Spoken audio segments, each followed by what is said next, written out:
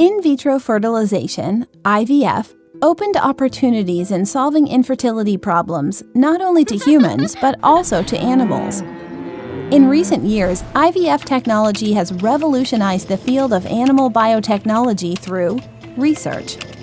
IVF research laboratories use animals as model in treating infertility prior to human trials and testing and screening media and materials for toxicity prior to use, like mouse embryo assay, MEA.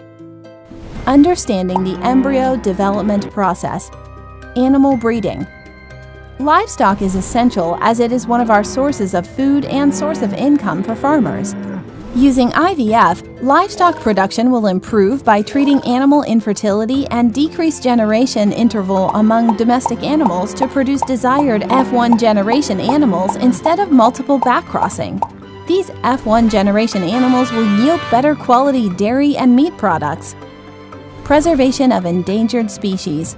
IVF can be used as a conservation tool. Endangered species can now be preserved with the help of IVF. Presenting the Esco Medical Animal IVF line of products. Esco Medical offers a wide range of innovative IVF solutions for animal IVF laboratories,